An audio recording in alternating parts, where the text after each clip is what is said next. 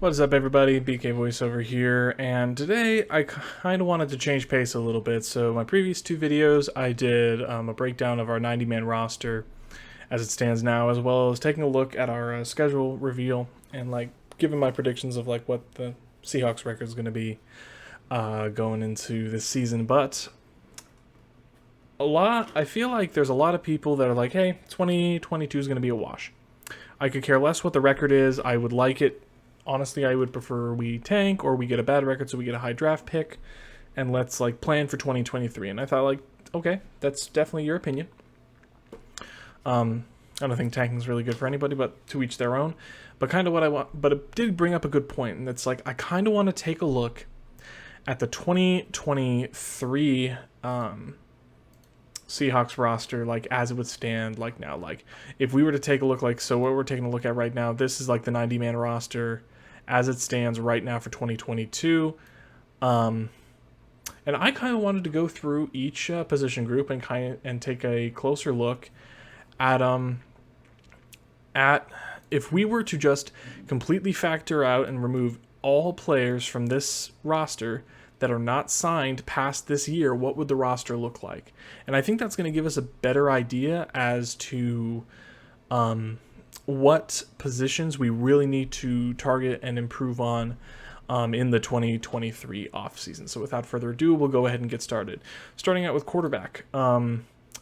This is easy. Geno Smith and Drew Lock are both set to be unrestricted free agents after this season, meaning that in 2023, the only quarterback you have on your roster at this point is Jacob Eason. Not very good at all. Not very good at all. Next up, you got your running back room. 7 guys in here right now. Did bolster that by getting Kenneth Walker. I know a lot of people were like, "Hey, oh man, taking a running back in the second round, that seems like poor value." And I'm like, that to each their own.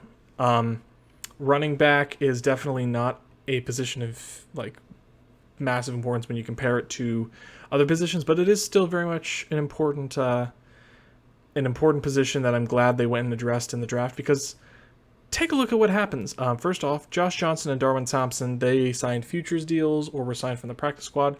They are both free agents after the season, so they're gone. Travis Homer, also set to be a free agent after this season. Chris Carson, also set to be a free agent after this season. Rashad Penny signed a 1-year deal. He's a free agent after this season.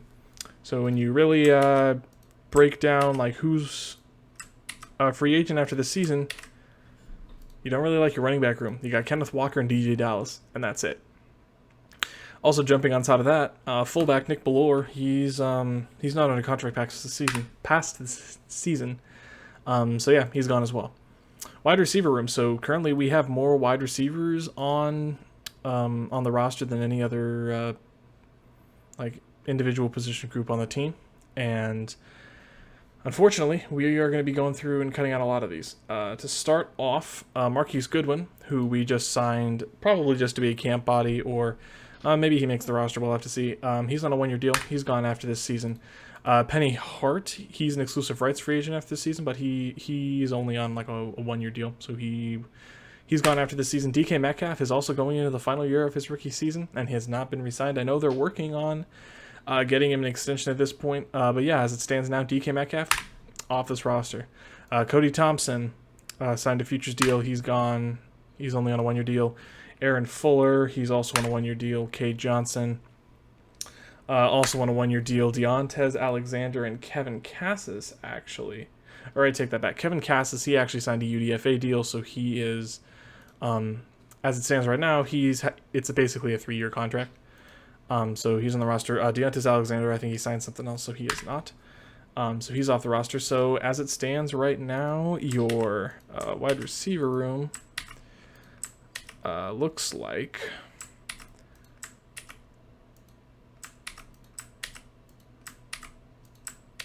that. Tyler Lockett, Eskridge, and Swain are your wide receiver 1 through 3.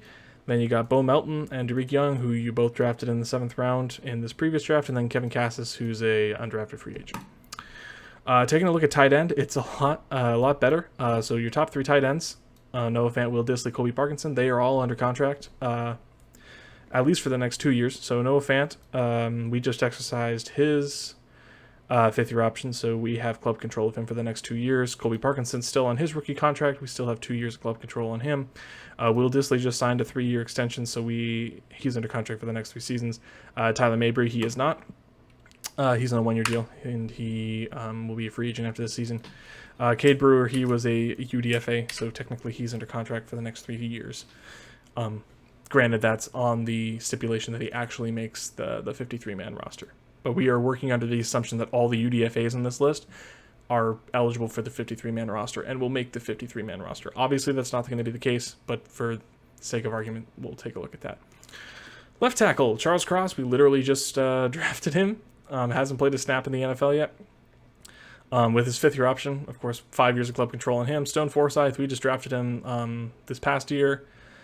So we still have him on the roster for 3 more years. Greg Island, he was on the practice squad last season. He signed a 1-year futures deal, so he's a free agent after this season. Gabe Jackson, technically he's still under contract next season, but I don't think he makes it to next season. I honestly think there's a good chance he's cut during camp. But as it stands right now, yes, he is under contract, so he will remain. Kyle Fuller signed a 1-year deal. He's gone after this. He's a unrestricted, or not unrestricted. He's a free agent after this season. Same with Pierre-Olivier Lestage. Same with center Austin Blythe, center Dakota Shepley. Phil Haynes, he signed a restricted free agent tender. He's a free agent after this season. Shamarius Gilmore, on the other hand, he signed a UDFA deal, so he's actually under contract for the next 3 years. Abraham Lucas, drafted him. He was under contract for 4 years. Jake Curran, he signed as a UDFA last year and made the roster, so technically he signed a 3-year deal. So, yeah, he is. Yes. He'll still be on. He still can be on the roster. We have club control of him for the next 2 years. Liam Ryan, he's also a UDFA, so we have him for another 3 years. Taking a look at the defensive line / outside linebacker group first. Let's start with the interior part of this. Starting off, LJ Collier. We declined his 5th-year option, so he is set to be a free agent after the season. He's gone. Shelby Harris, after this season, he still has 1 more year on his deal. So he signed through 2023, so he'll remain. Gerard Hewitt, he signed a futures deal at the end of last season, so he's not under contract past this year, so he's gone. Al Woods signed a 2-year deal, so technically he signed through 2023. Well, not technically, he is signed through 2023, so he remains. Brian Monet, he signed. I think he was he was a restricted free agent, so I think they just gave him that tender, so he is a free agent after the season. Matthew Gotel, he was actually one of our UDFA signings, so he's technically under contract for 3 seasons. Move him over. Poona Ford is actually a free agent after the season, so he's gone. Same with Miles Adams.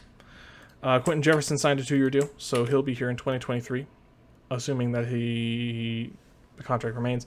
So your only interior players are Shelby Harris, Al Woods, Matthew Gotel, and Quentin Jefferson. Taking a look at your outside linebacker group, it's actually a lot better. Darrell Taylor, we still have him under contract for another 2 seasons. Shannon Nwosu, we signed him to a 2-year deal, so we have him club control of him. Boye Mafe, we just drafted him, so we have him for 4 years. Alton Robinson, 2 more years on his rookie deal. Tyreek Smith, we also just drafted him. Alex Changum, I think is I need to double check. Yeah, Alex Changum signed a futures deal, so he's a free agent after this year. Josh Onujogu, yeah, move him over. He's a UDFA that we signed, so he's under contract too. And then linebacker. This is, I think, where it's just like, oh, well, Jordan Brooks is good. Bobby Wagner's gone, but I think we have a pretty solid line. You're going to be very surprised how quickly this thins out. Jordan Brooks, he just finished his 2nd season. He was a first-round pick, so there's the option he has a 5th-year option.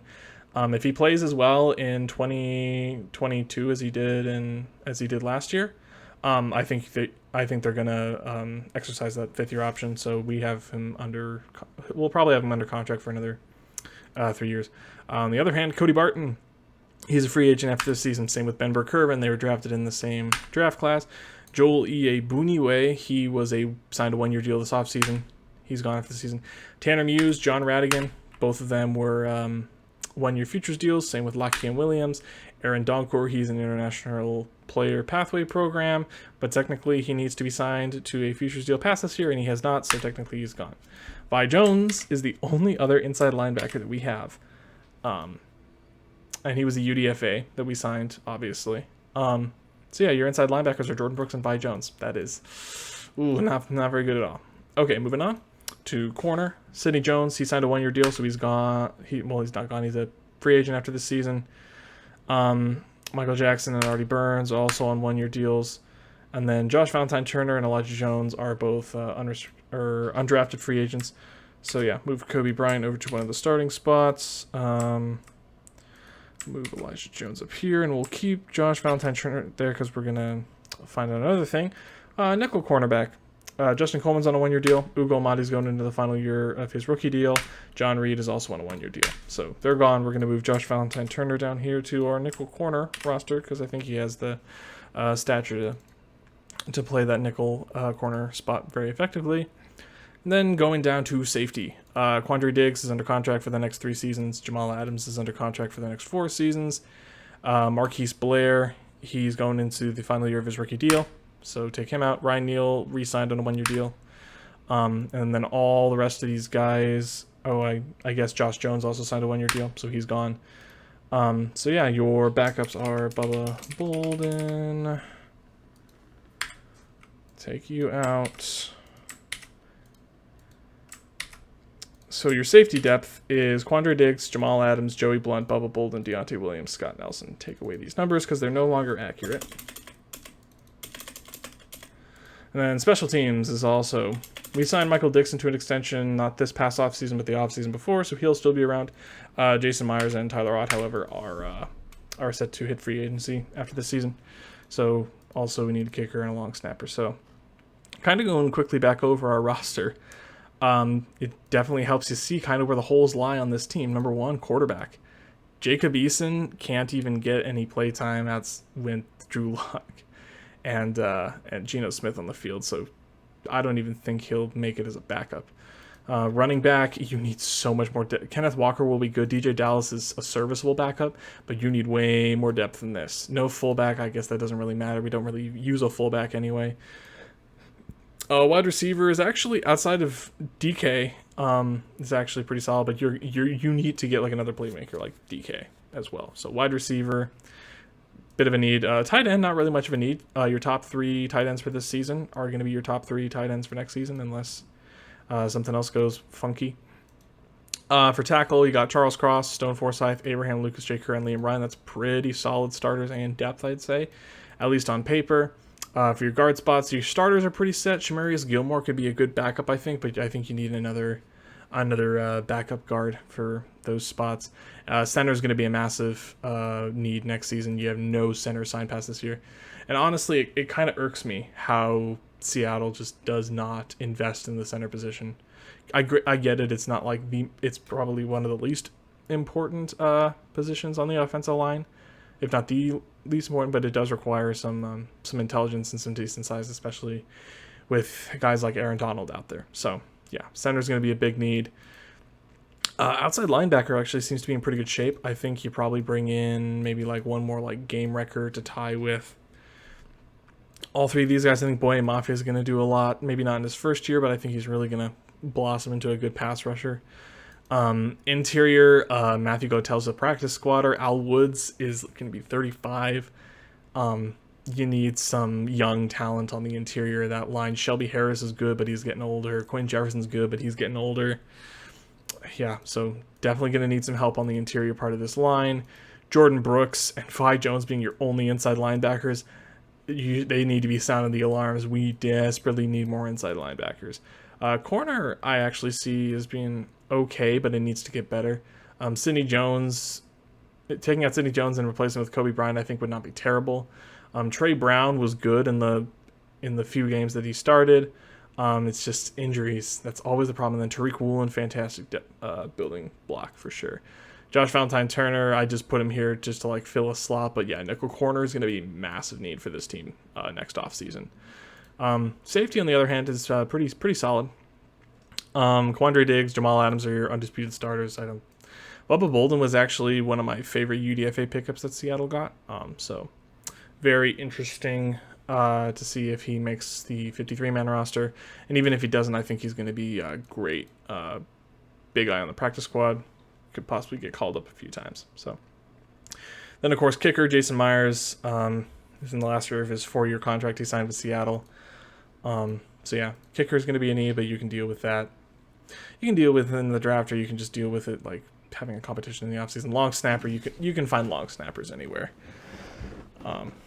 So yeah, that's kind of where things lie. So quarterback, a big need. Running back, a big need. Wide receiver, a medium need. Tight end, very little need. Tackle, very little need. Guard, some need just because we need some more depth. Center is a huge need because we have no starters at center next offseason. Outside linebacker, there's some need. Interior, that defensive line, those where we're going to really need a lot of investment this upcoming offseason after this year, obviously. Middle linebacker, or sorry, not middle linebacker, inside linebacker, obviously going to need a lot of investment. You need another starter and a shit ton of depth. Corner, I think you need at least one more starter. Nickel corner, you need a starter and you need depth. Safety, I think, is okay. Maybe like one more depth piece, but yeah, I think this is pretty well set. So yeah, that's a brief overlook of kind of what Seattle's roster looks like in 2023 if there's no signings or draft picks. Obviously, that's not going to be the case, but doing this experiment kind of gives us a better understanding of where we need to really be investing in personnel next offseason. So with that, I hope you guys appreciated the video. Be sure to drop a like down below if you liked it, and subscribe if you want to see more Seahawks offseason and regular season and hopefully postseason content. So yeah, that's what I got for y'all. And yeah. Have a great rest of your weekend, great Memorial Day weekend, and go Hawks.